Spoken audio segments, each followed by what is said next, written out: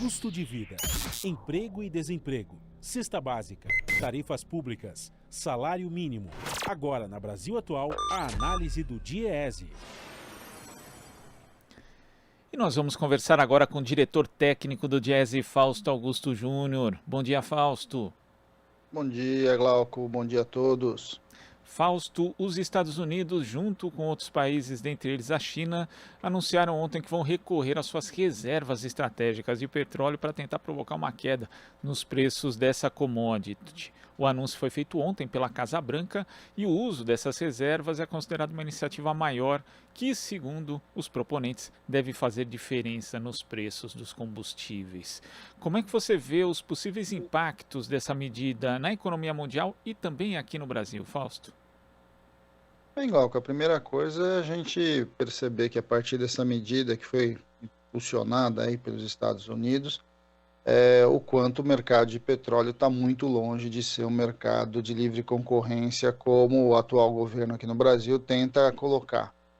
O mercado do petróleo ele é um mercado oligopolizado, basicamente nós estamos falando aí dos países da OPEP, né, vinculados aí principalmente os países árabes e agora com a Rússia aí lidando um pouco nessa discussão, e que de alguma forma há pressões de todos os lados e essas pressões são em grande maneira de ordem geopolítica.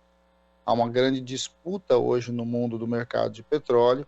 O petróleo é sim uma mercadoria importante na matriz de energia no mundo, ao contrário do que o ministro Guedes tem dito em relação à privatização da Petrobras, que lá na frente o petróleo vai ser algo pouco importante, etc. Essa ação, por exemplo, mostra o contrário disso, o quanto o petróleo é relevante na economia global, a ponto de você colocar países, inclusive em disputa como Estados Unidos e China, alinhados numa mesma iniciativa, que de alguma forma desponta aí como uma nova disputa bastante importante no mercado de petróleo.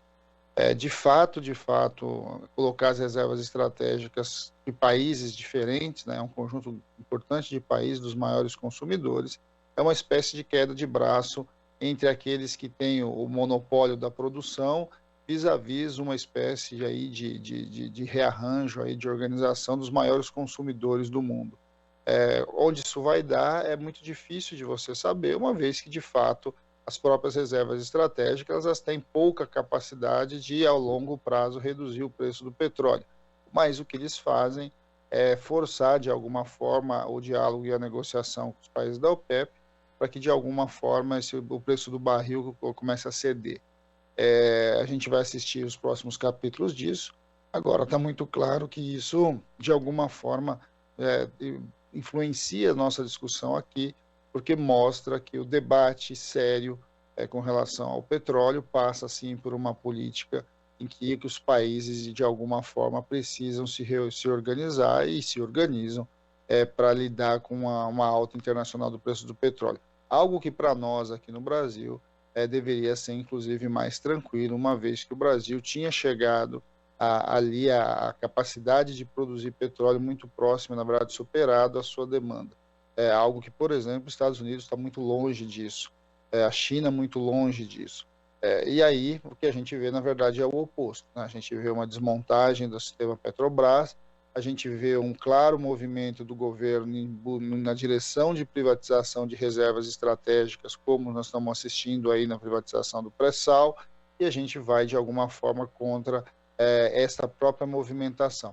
É bom lembrar também, Glauco, que um dos argumentos utilizados pelo Biden, e não só isso, né, o que a gente tem assistido aí nas diversas discussões sobre o petróleo, é que o lucro, né, o dividendo das grandes irmãs aí do Big Oil, ele bateu recorde aí nesse período agora, né, ao longo desse ano, em especial puxado pela maior demanda, que foi a reativação econômica. E dentre essas empresas, né, de petrolíferas no mundo, a Petrobras foi a que mais distribuiu dividendos, para a gente entender o quão a gente vai contra, inclusive, a própria política que está sendo orquestrada aí pelo mundo.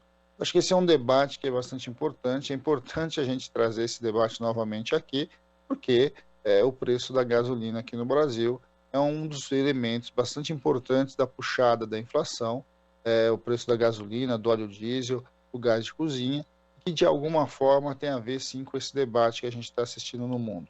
O mundo está reagindo à alta do preço do petróleo, e o que a gente vê aqui no Brasil é simplesmente o repasse do consumidor e, de alguma forma, a pouca ação do Estado de verdade em relação a tentar enfrentar tudo isso. É uma contradição, né? Os maiores países do mundo começam a colocar suas reservas estratégicas, começam a fazer uma queda de braço com os países da OPEP, e o Brasil, que teria uma capacidade, inclusive, de lidar com isso de maneira muito mais tranquila, até porque a sua grande empresa é uma estatal, até porque ele mantém uma quantidade de produção de petróleo muito próxima ao seu consumo, vai no sentido oposto.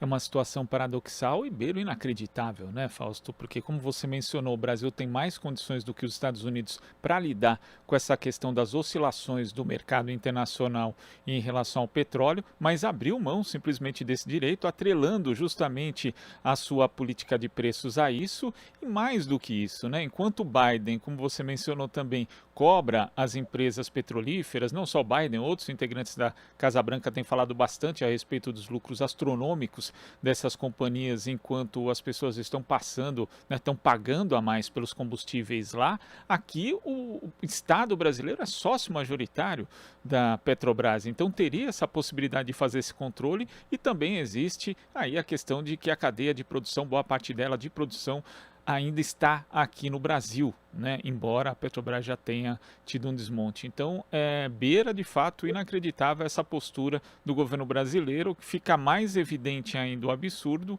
diante disso que países como Estados Unidos, China e outros estão fazendo agora, Fausto. Bem, é isso, né, Glauco? O que a gente está dizendo é um tanto quanto sem sentido a política que a gente vê operando por dentro da Petrobras hoje. De um lado, é uma política de desmonte de uma das maiores empresas de petróleo do mundo. De outro lado, é simplesmente a sua privatização aos pedaços. Simplesmente você está vendendo a sua soberania com relação aos postos do pré-sal, e está abrindo mão, de certo modo, de buscar ali um equilíbrio energético para o país. O que a gente está assistindo é uma visão simplista, inclusive uma visão simplista de quem se considera liberal, porque a gente sabe, né, que nesse tipo de mercado, o mercado não é nunca livre, o mercado de petróleo nunca foi um mercado livre. Vamos lembrar que quem define de fato o preço do barril do petróleo são os países vinculados à OPEP. A questão do petróleo sempre foi uma situação estratégica global, ou seja, as disputas geopolíticas sempre influenciaram, guerras acontecem por causa do petróleo, e vende-se uma ideia de que simplesmente esse deveria ser o mercado, como a gente assiste aí a feira livre do tomate, né? Se o tomate sobe, se o tomate desce, por conta aí da produção, por conta aí da demanda. Isso não é verdade, né? A lei da oferta e da procura não é uma realidade no mercado de petróleo, ao contrário, ela de certo modo está fortemente influenciada pelos diversos interesses globais, principalmente das grandes nações, que estão aí em queda de braço o tempo todo com os países da OPEP. O Brasil tinha, pelo menos, uma posição estratégica interessante, importante, a partir da descoberta do pré-sal. Ele poderia e deveria trabalhar com uma política de preços acoplada a uma política de desenvolvimento, e que, de fato, o atual governo simplesmente abriu mão. E abriu mão por quê? Abriu mão para chamados aí lucro dos acionistas, buscando uma tal aí de lei de mercado, buscando se equiparar aí no mundo ao chamado mercado do petróleo, que na verdade é uma grande mentira, uma vez que de fato o que a gente está assistindo é o desmonte da Petrobras e a quebra da nossa soberania. A disputa do petróleo a partir do pré-sal para o Brasil pendia para o Brasil. O Brasil tinha condições e tem condições de lidar muito mais com essa questão de oscilação de preços, até porque tem um consumo menor e até porque tem uma grande produção. E o investimento, inclusive, em refinarias e etc., que poderia nos dar essa capacidade, inclusive, de estar lidando aí com o equilíbrio entre oferta e demanda, na verdade, simplesmente está sendo jogado no lixo. Acho que esse é um debate que precisa vir à tona na sociedade brasileira. A política de preços da Petrobras é uma política que está alterando a qualidade de vida do brasileiro. A gente está pagando mais pelo combustível, mas não é só pelo combustível, nós estamos pagando pelo combustível e pelo conjunto de produtos que de alguma forma é influenciado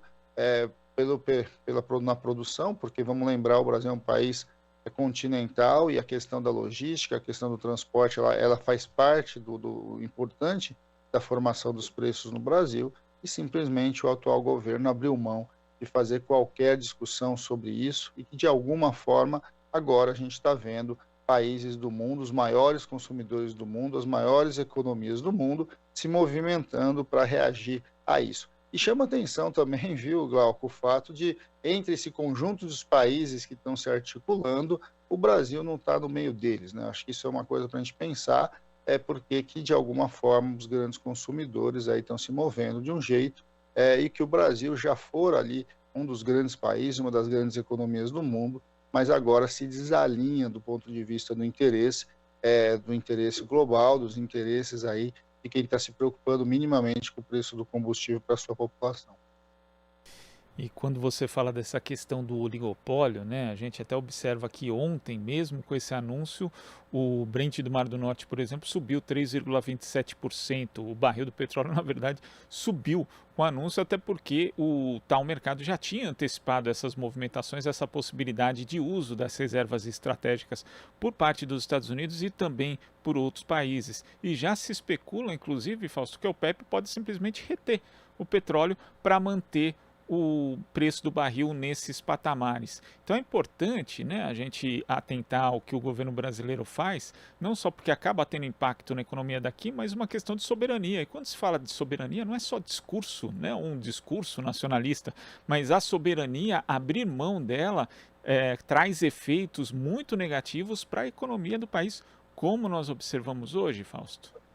E principalmente para a população em geral, né, Glauco? Vamos olhar ali o que está acontecendo com uma parte significativa da população que não consegue minimamente comprar o seu botijão de gás, com um botijão de gás acima dos R$ 100. Não é possível você olhar, né, um setor todo aí sendo desmontado por conta de preços de petróleo, como a gente está vendo, toda essa questão aí dos trabalhadores de aplicativo, aí dos Ubers, e transporte individual.